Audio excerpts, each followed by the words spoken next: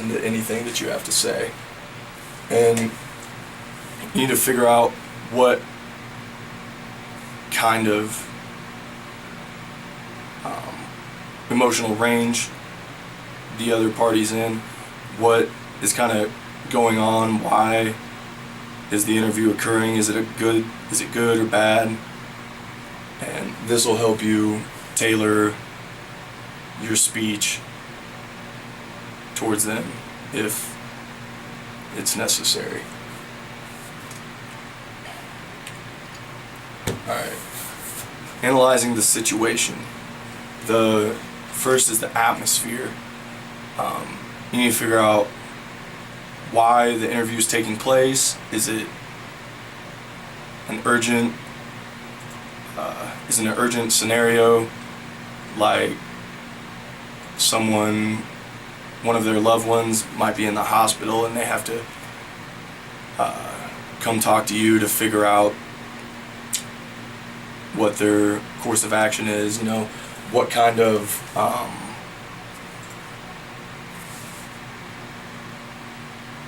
feelings they're really bringing into the interview again. And when you state, or not when you state, but when you bring the atmosphere of the interview to your attention, you're more aware of what types of feelings the other person in the room is going to have. Timing is also a fundamental part of the analysis, and in some situations the timing won't matter. Like, people are gonna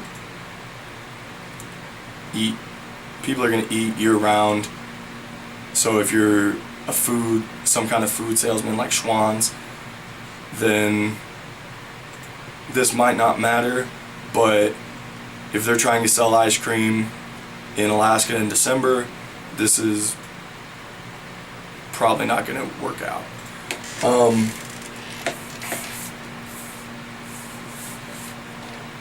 In some instances, the timing won't matter.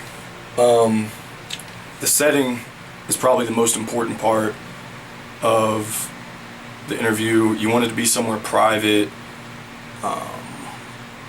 kind of a controlled environment.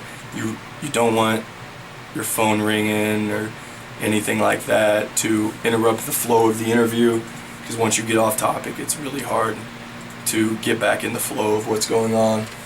And this can have a great effect on the respondent as well, depending on how comfortable they are, whether you're in your office or whether you're a guest in their home, can make a big difference in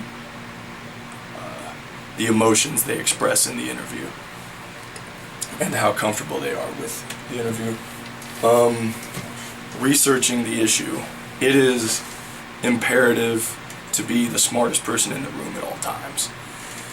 And to do this, you need to know as much as possible about your proposal, and not only do you need to know it from your side of the table, you need to know it from the respondent's side. You need to find out what they know, what they might know, and when you figure out what they might know, then you can figure out what kind of questions they have or claims they might make towards your proposal.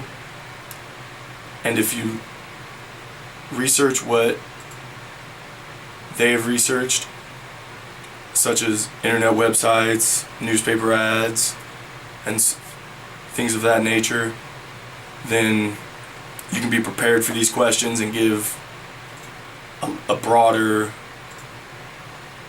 answer to any claims they might make as to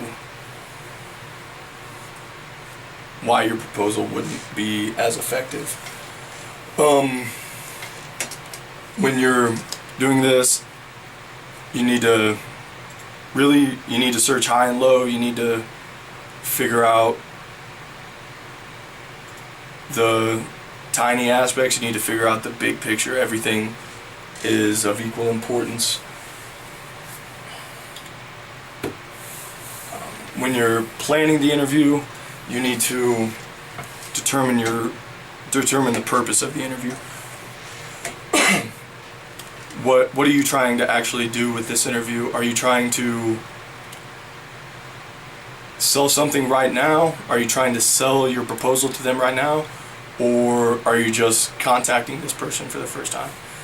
Because a lot of proposals aren't made and broke in a day. They're long term, can take multiple contacts with the same person to get them on board with your proposal. So don't rush. When you're trying to determine your main points, you don't want to make a ton of small points with little supportive information. You want 3 or 4 really good points that you know top and bottom, left and right, that you are sure are your strongest points. And your strongest point of the 3 or 4 that you pick, you want to either make it your lead-off point or save it for last. Statistics show that people recall the beginning and the end of the interview more than the middle. So if you lead off with your strongest point, then that's going to be set in their mind when they remember later. Or if you make it your closing point, it's also going to be stuck. Or that is the theory. When you're developing your main points, there's a couple different ways, more than a couple different ways to argue your point. The first is from accepted belief, which basically states that if a belief is universal, at least in a culture, then if you present this case to them, then it'll be readily accepted. Such as if I were to say your cholesterol is 260, and people that have a cholesterol level of this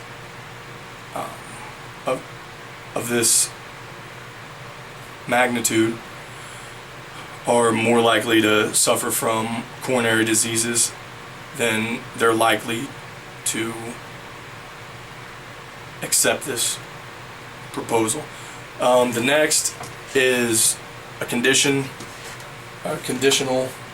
proposal, or a conditional argument, excuse me, which basically states that because something does or does not happen, something else will or will not happen. And for example, if I were to say that if you don't conserve energy throughout the month, then you won't be able to pay your utility bill for your house. And if you can either accept this or deny it, and it'll either lead to you conserving energy or not conserving energy. which will be the condition on whether you can pay the bill or not. The next is two choices, which basically you give the respondent two separate choices and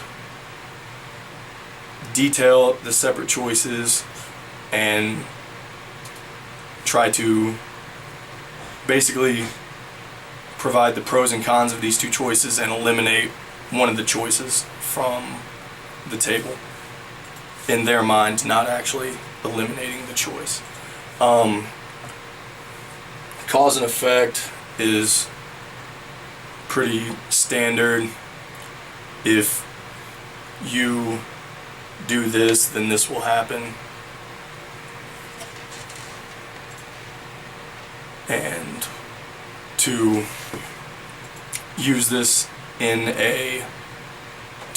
your proposal, if you buy our product, then you will be happier,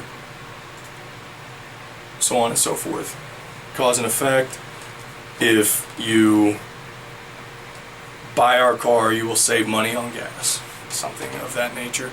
An example is easy. Give them an example of someone who had accepted your proposal and how it has benefited them. And the last is an analogy, which is basically a comparison of their situation to a situation in the past, such as a person similar to your respondent has accepted your proposal and in the past and seen, and from what you can see from them now, you can relate that back to what you saw from this person that your proposal worked out for previously, which will hopefully help push them into